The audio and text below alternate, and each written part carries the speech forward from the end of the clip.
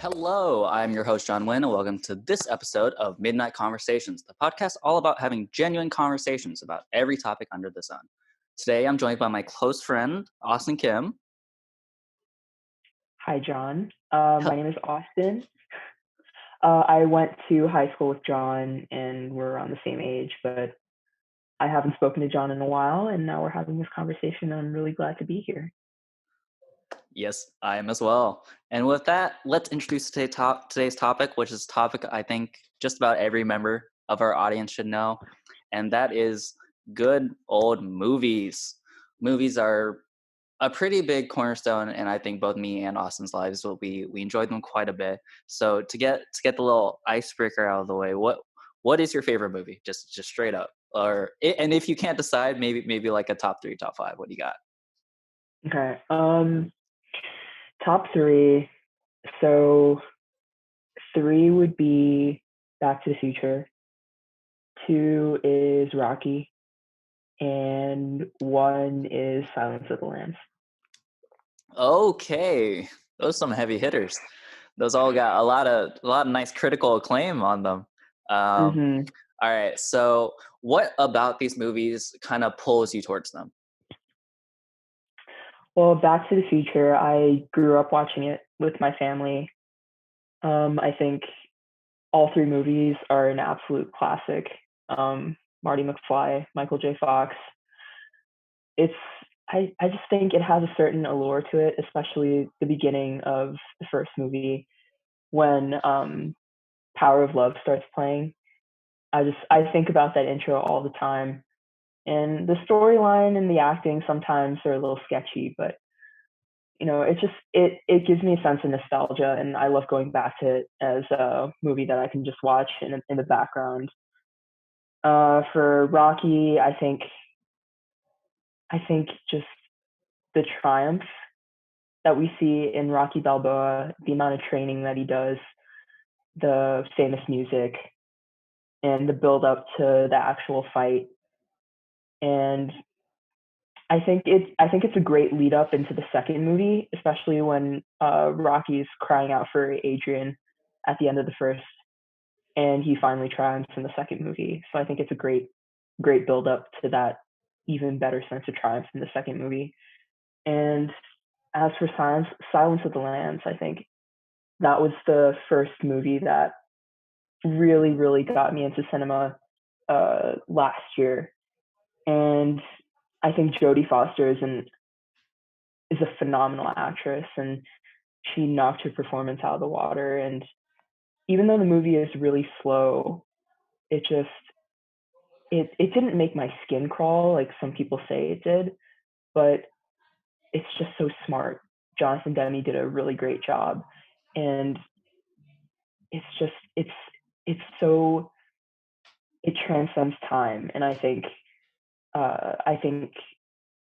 Hannibal Lecter is one of the most incredible villains that we'll ever see in our timeline.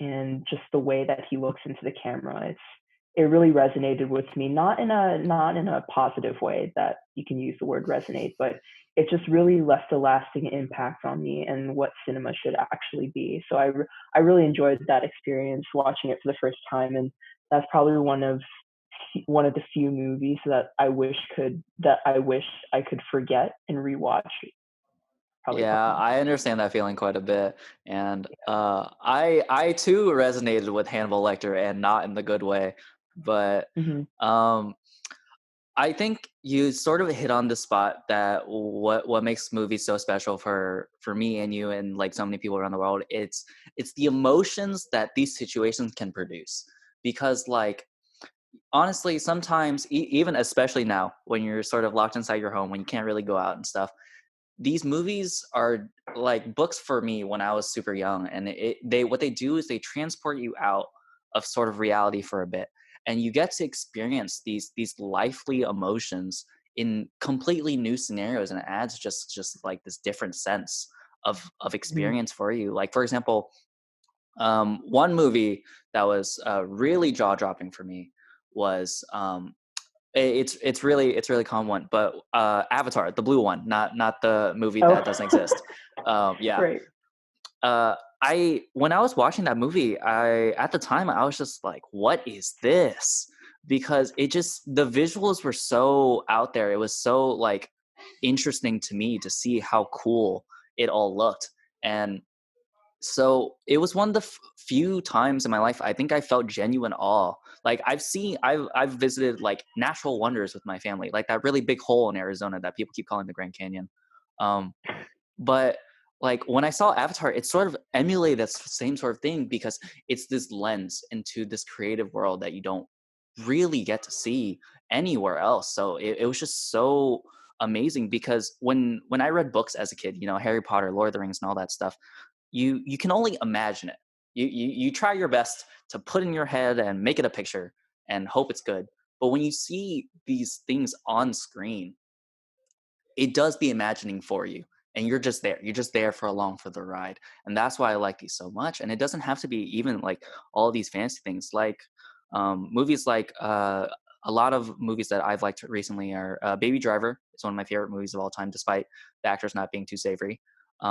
Where it had this tension, this rhythm and things, and you could even like jam along to the movie because it was so synced up with the music. Or movies like A Quiet Place, where it's the complete opposite. You're on the edge of your seat. You're really tense the whole time because it learns how to do anxiety, slow crawls, Mhm. and things like that.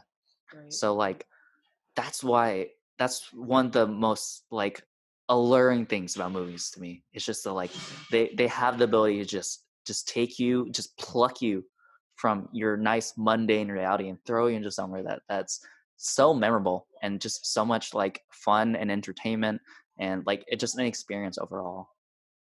Mhm.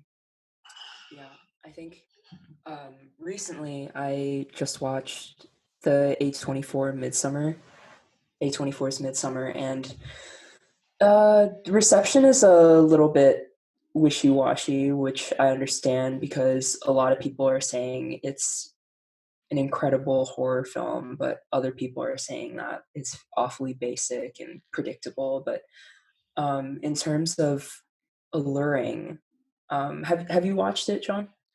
I have actually not gone to watch it, and after watching the trailers, I was just like, "Oh, I really, really want to watch this," but I never found Mm, time, and now I'm yeah. regretting it.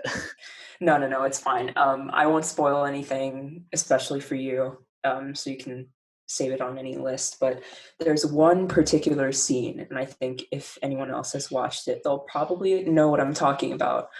But there's one particular scene that is one of the most gruesome scenes I've ever watched in my life, graphic and gruesome. But when you see the reactions, the visceral reactions on the characters' faces, it's not like you're watching the characters' reactions. It's like you're in the crowd watching what's happening in the movie, and you're not responding to their horror, you're responding to what you're watching. And I think with the directors and the producers and the makeup team and whatever they did to make that scene as graphic as possible, it felt like I was standing there with the people of that colony. I forgot the word for it, but of that little convent in the middle of nowhere, just watching all this happen. And that was probably one of the freakiest experiences that I've ever had watching a movie. Yeah, for freaky for me, have you watched the movie Hereditary? Oh, that's actually next on my list. Okay, Hereditary. Okay, so if you're listening to this and you watch Hereditary, you know the scene I'm talking about.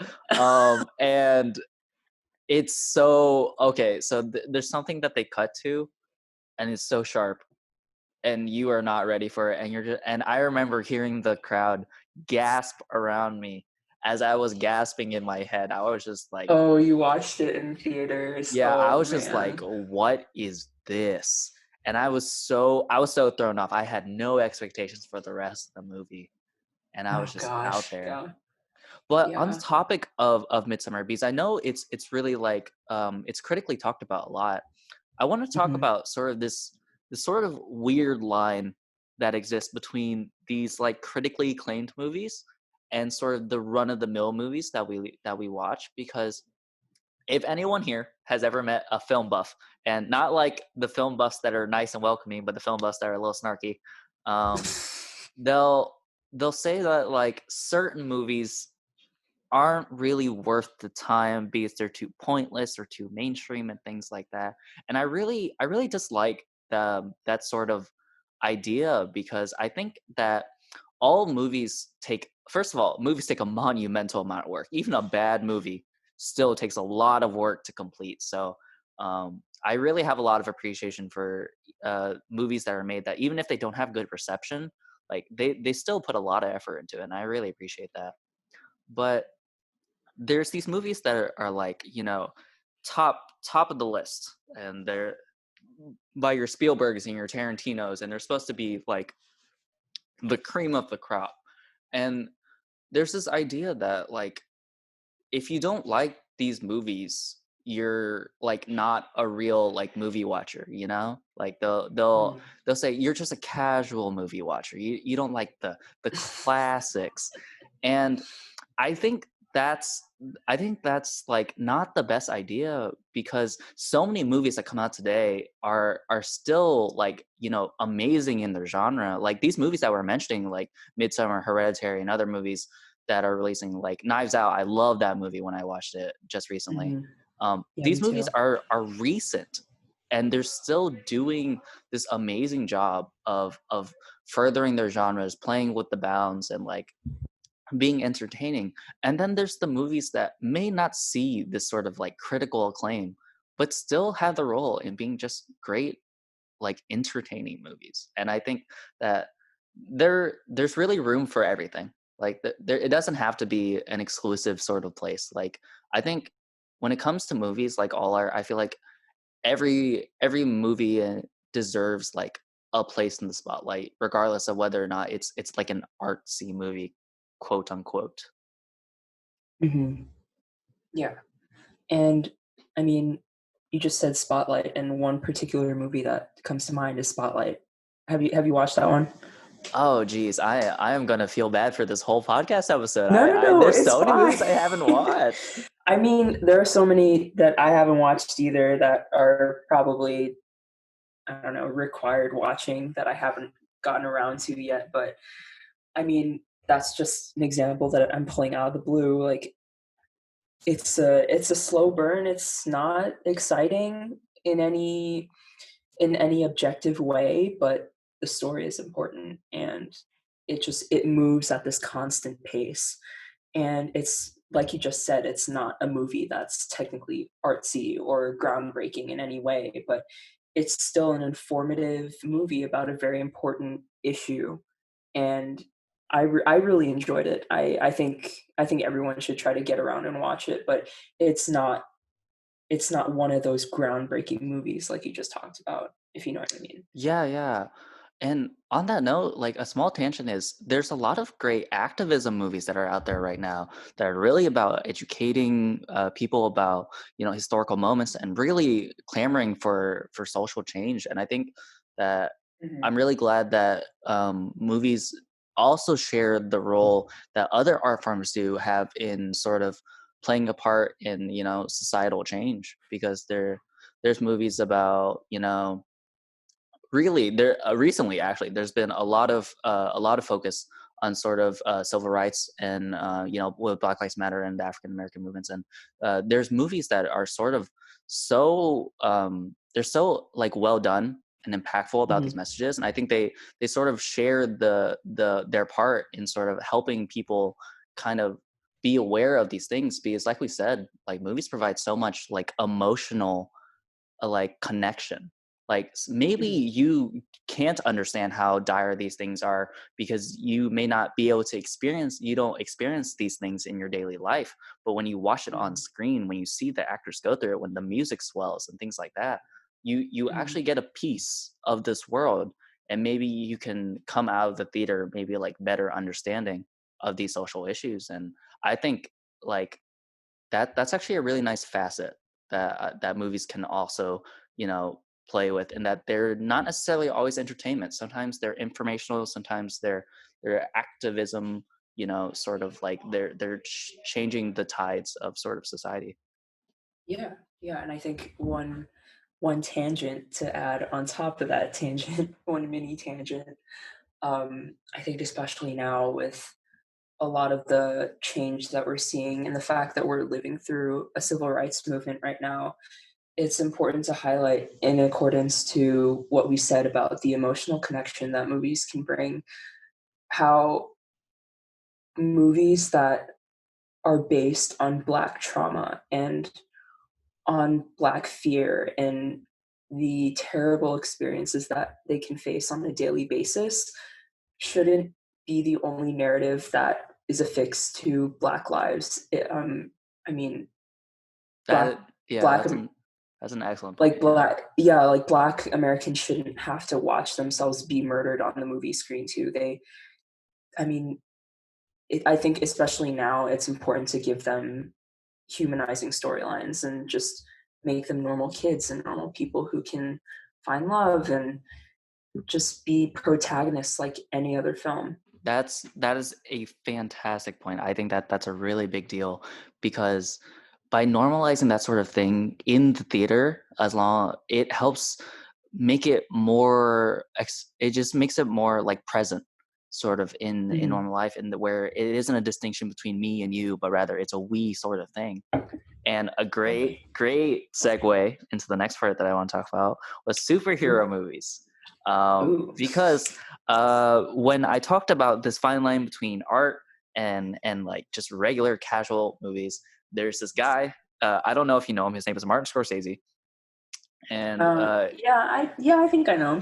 he said he had a small little comment, a little bit of disdain for sort of the Marvel sort of explosion that's happened over the last like 10 or 15 years. And one thing that really stood out to me is that the denotation that Marvel movies or superhero movies in general are sort of just a kid's thing. I really disagree with it because I feel like just because it may be not the traditional art form, it does have a lot of merit. And one of those things was this movie called Black Panther. Now, Mm, it may not have been the most earth-shattering movie that you've ever seen, but it paid no attention to the character's race because mhm, all the characters in the source material were of their respective races. And it was fine. Like there was never like their race wasn't the conflict. It wasn't the plot point. It wasn't the only reason that things were happening.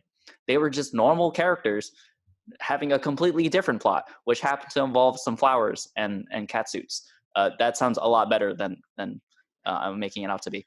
But yeah, it it's just like it was just so refreshing to just see a yeah. movie where race isn't the thing. It just didn't matter. And with a movie coming up actually called Shang-Chi, focusing on a new character, Mhm. it's just having an Asian character, which is, you know, go us. But Was. it's just so nice to just have movies where it doesn't matter that they're Asian or they're African American. It just matters that they're good actors and they're playing the part of their character and they're living out who their character is supposed to be according to the source material. And I really appreciate that because it's it's a way of showing kids who are watching these movies, and kids do watch these movies, it's showing Mhm, those kids that it's normal. It's okay. This is okay. You should be okay with it. And it's cool. And that's great because not only does it give African American kids like characters in their media to look up to dress up as for Halloween, to follow their stories, like it's just such a nice way of doing it. And honestly, with the kids of today being, you know, the adults of tomorrow, it's really important that we sort of share these early messages with them, and I think movies is a great way to do it. um, One thing I want to fangirl about uh, is Spider-Man Into the Spider-Verse. I love this movie to oh death. I my love this goodness. movie to death, and one of the most greatest things about it is the fact that Miles Morales is such a great character to model to sort of follow. Mhm. When you're an impressionable kid and you see Miles Morales struggle with being who he wants to be, struggle with being understood by his parents, living up to expectations, figuring out new challenges, new changes. It's so great, and it's so nice to also see just an African American protagonist that once again his race is not his character. Miles Morales Mhm. is not just his race. He's his own full-fledged character, and these young impressionable kids, they get someone to follow around to sort of be. When they see him on screen taking care of his challenges, they feel like they can take care of theirs, and I think that's really great. Yeah. Yeah, I definitely agree. And the fact that they made that movie and were and the studio was saying, and they were widely distributing this image of Miles Morales as Spider-Man, as a black teenager living in New York, being a superhero. And then they show Gwen, and they show a whole variety of characters who they're not all human, but it applies to a wide variety of identities and ages and genders, and it's awesome. You could just identify with any character. You can look up to any character, and I think the message, even though it's technically a quote unquote kids movie, that's what it was. That's what the target audience was kind of geared toward. I think it carries a really important message for sure. Yeah, I it's just I was a really big Spider-Man kid, so it was a really Me big deal too. for me, this movie. Me too. But let's talk about something really cool about this movie, which is the technical side. It does so much technical stuff, and I want to talk about. Mhm. Do you have anything that you feel that you recognize that was so like technically out there with this movie? I think one of the things that really struck me when I watched it in theater, back when movie theaters were safe, Hmm. um, I think right when the movie starts playing and they show all the opening credits, you could see every single dot, and there were multiple layers. You can see red and blue, just like the comic books, and there were so many intricate details in the movie, especially when there are noises or when someone does an action, or just in general, like the animation and the style is so intricate. And one of my favorite parts from the movie is when Spider Noir punches someone and it says applesauce, like it flashes on the screen for a second. And I looked that up, and apparently it's not a proper word, or it's technically a cuss word from his time period. So just the little details that they have and the little facts that are in the background of the movie was incredible. Yeah, and so my favorite detail that I tell everybody is, all right, so all the movies you see in screen in theaters, they're all done at 24 frames per second. Is the standard Mhm, for sort of all of film. However, in this film, early on in the film, you see Miles and he's swinging around, and this is before he gets used to his power and he's not sure of himself. And what they do is they animate Peter Parker at 24 frames per second, but they mhm. animate Miles at 12 frames per second. So he's choppy. He's sort of over the Really? place. It doesn't feel, it's not fluid, it's not clear. And what Mhm, it does is it provides this sense that the character doesn't really understand what he's doing. He's uncomfortable, he's not practiced. But as it goes to the end of the movie and he has his final transformation where he understands that he doesn't need to be someone else, he just needs to be the best version of himself, they mhm, reanimate him at 24 frames per second. He's suddenly way more fluid than before. And it's such a slight thing that they do. And you don't even notice it, maybe, but it provides that little element extra to his character. And that's why I really want to say, like, for everyone out there, that the people that work on these movies are phenomenal. The amount of work that goes into every inch of this movie and every inch of pretty much any movie that you've ever watched is insane. And there's so many unsung heroes when it comes to animators, when it comes to the people who are doing technical work, lighting, the people, even the makeup people. The makeup people are great. Mm-hmm. Just like everyone's doing such great stuff. And so when you watch those credits, you better sit down. They worked hard. You better sit down, do those credits, and read those names. But it's just, this movie in specific was a great way of showing that a cumulative effort and attention to detail from every inch when it comes to the animators, storytellers, storyboards, the artists, when they all come together, it creates such a great sort of experience for the viewer. And I think that's sort of it's sort of such a respectful thing about movies, because you're doing all of this for the fact of having a good, like a good end result, but also for the fact that you want to provide enjoyment to people. Because I mean, the world's rough right now. It is not great. But being able to sit down and watch a movie like that and feel inspired, feel hopeful again, that's priceless. And I really love movies to death, and I think that's one of the biggest reasons why. It's just that, like, no matter where I am in my life, I can sit down and watch a movie, and I can come out of it feeling better than I did before. Yeah, yeah, I definitely agree, and especially right now with what you just explained, times are definitely rough, no matter what situation you're in, and for me, just being able to sit down and relax, unwind, and watch a movie of any genre. And maybe it might be stressful, but the stress of a movie outweighs any real world stress that we're feeling right now. And I take a lot of solace in that. And I want to be able to truly immerse myself in every movie that I watch. And I think I'm just fortunate enough to have this right now, even if I don't have anything else anywhere in my life, or there's just too much going on. And I really love watching movies for this reason. Yeah, I agree. It's just it's something that never gets old, and movies are great for so many contexts. You watch movies with your families to have fun. You watch movies by yourself to appreciate the stuff. You watch movies with that girl you just met because, God, you don't want to talk to her for 2 hours.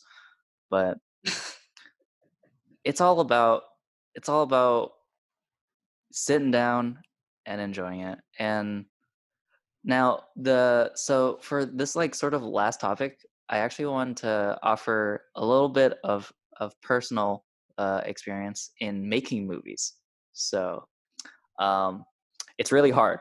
It's really hard. But if you have the commitment to doing it, because all content creation is hard. All content creation, whether it's writing, movie reviews, podcasting, making art, fiction, making movies, like, it takes a lot. And so when I did very short film production in high school, um, you had a role and you would figure out what you want to do. And production is what people usually think about when they think about sort of movie filming, which is just this little tiny part. It's like the smallest part of making a movie, because shooting it is the least work. Above that is pre-production. That's all your scripting, your storyboarding. That takes like forever, because you have to figure out what everything's like and write a script. And then there's editing, which takes a metric like ton of time, because it's so long. There's so many things you have to do to get to the end result. And so I want to do a little questionnaire. Which sort of role do you think you would fit best in on a movie set? Oh wow. Yeah. Would do you Um, think you'd feel you'd be like a pre-production person, writing scripts or storyboards or doing location scouting or technical stuff? Would you be on the set with your boom mics, or you can be an actor? Actors are cool, or actress.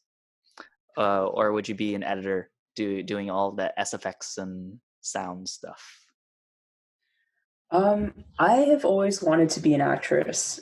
Um, I don't know why, but it's always fascinated me. So I'd probably be on set in acting, but also creating a story seems really enchanting and something that I'd Well, want to do as well, well. as an actress, you do get to create that story because obviously it's your personality. And I have to say, because I had to act because deadlines were coming and we couldn't find actors, and acting is so hard. Yeah. you Yeah. you're because you think it's easy and it's like, oh, they just give me lines, but like inflection and Oh emotion. goodness, no. Okay, Yeah. so can you Oh make yourself goodness, no. cry on command? It takes a bit, but I can. Really? Okay. So when I was on set and I had to cry on command, I couldn't do it. So we had to put a fan up to my eyes until they would dry out, and then I would start tearing up, and then we could do it. So also, being angry is really hard because you Oh have to get in yeah. the headspace, but you just always want to laugh at every moment. Oh yeah. Yeah. It's just for me, every time I've tried to act angry, it's just like my nostrils just flare. Yeah. So there's so much that goes into really embracing emotion, and I definitely understand that from what I've seen and what I've I tried to do. I do have to say the most wholesome thing about filming is the laughing. All the actors breaking down laughing because they can't hold it together for a scene.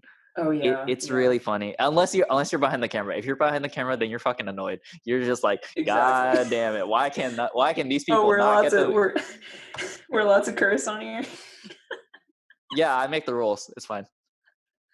Yeah, I think if you're on take 15 and you've been laughing and the actors have been laughing over and over again, yeah, probably Yeah. very unhappy. But it's really fun, but it's really taxing. So anyone who's listening who wants to make movies, I absolutely think you should do it. It's pretty fun. It's really hard, but you can do it. I believe in you. Um, and so of course, what are our movie recommendations for our audience as a little final teaser? What are we recommending people to Oh watch? wow. Ooh, okay. Wow. I cannot narrow it down, but I'm gonna give it a shot. Um, I think Taxi Driver Oh, is a good one. good movie. Good movie. Um, I absolutely support that. oh, Travis. He's got a lot going on in his head, but that's a good one. And personally, I'm very proud of Parasite. I think that's a movie Yeah, that yes. Parasite. I, I I think that's a movie I everyone still should haven't watch. watched it. I still haven't watched it. John. You see, this is what I'm saying. I'm feeling bad for this whole episode because there's these No, no, great no, movies no. that I haven't watched. No. It's Don't like worry about top of it. my list.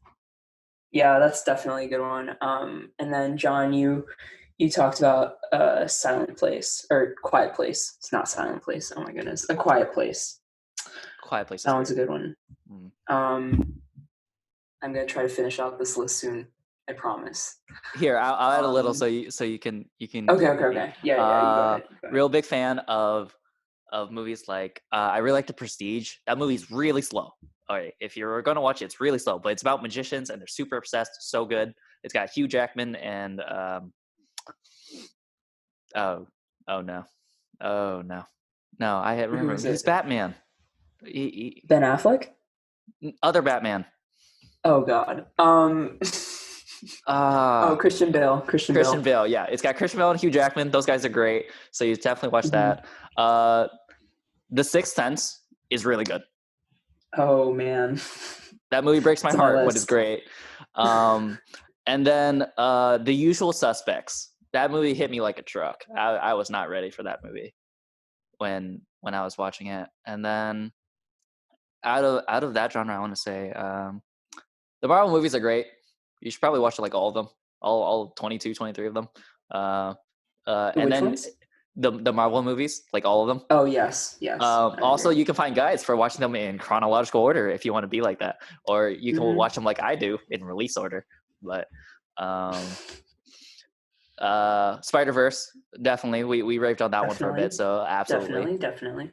Um, and then some nice cheesy movies, honestly. those movies that like maybe people don't know about. The Rush Hour movies, 1, 2, and 3. Please watch them. They're great.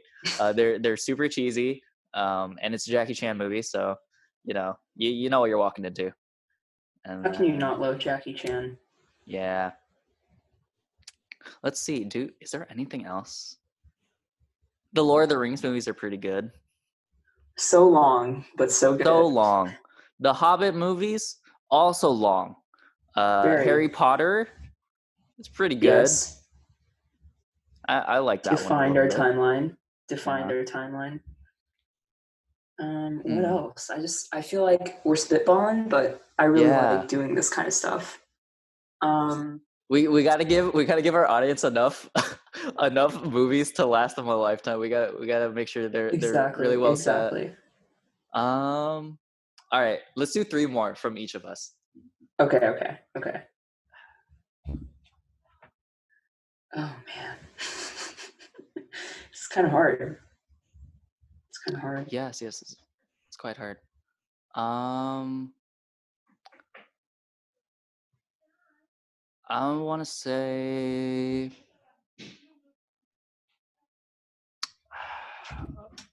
oh, this is so hard. It's like I can think of it when I'm unprompted, but now that we're thinking about it, yeah. The moment all you try gone. to think about something, it's just gone. It just evaporates in thin air. Now You See Me.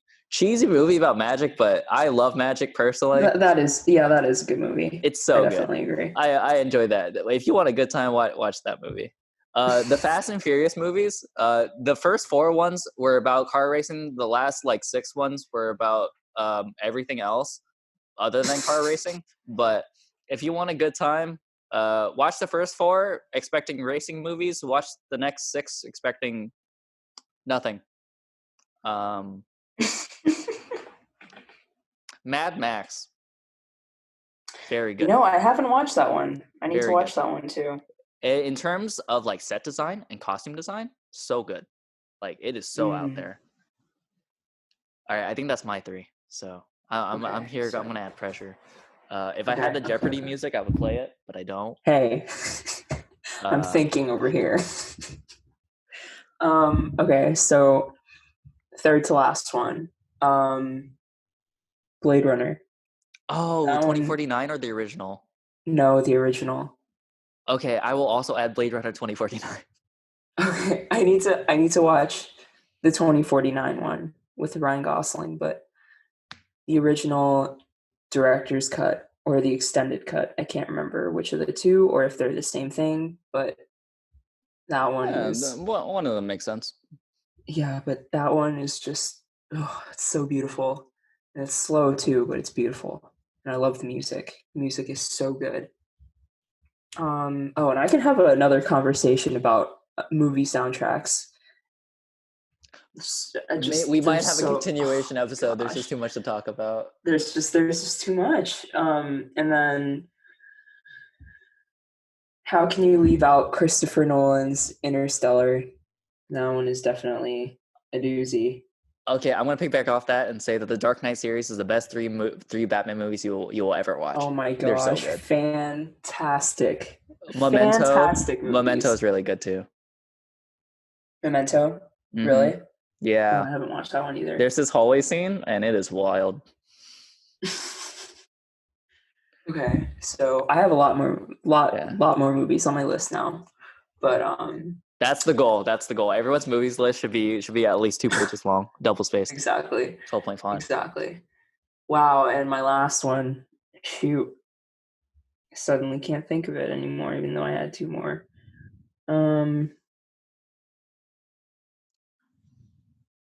Shoot. All right, I think I got one. If you can't think of one. You got one? Yeah. Say it. All right, the Wizards of Waverly Place movie. Just a straight classic. Okay. An absolute jam.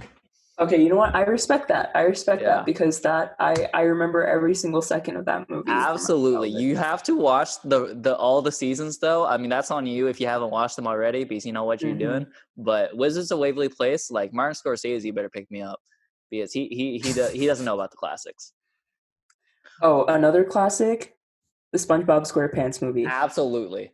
Oh my god. We are just coming up with absolute bangers at the end. But unfortunately, that's all the time we have today. So I want to say thank you to Austin for joining me and sharing me in discussion about movies, serious and joking. So Thank you so much for having me, John. I really of enjoyed this course. conversation. So to all of our listeners, we want to say thank you for tuning in today. Thank you to my guest, and we'll see you all again when midnight comes around. Thank you all.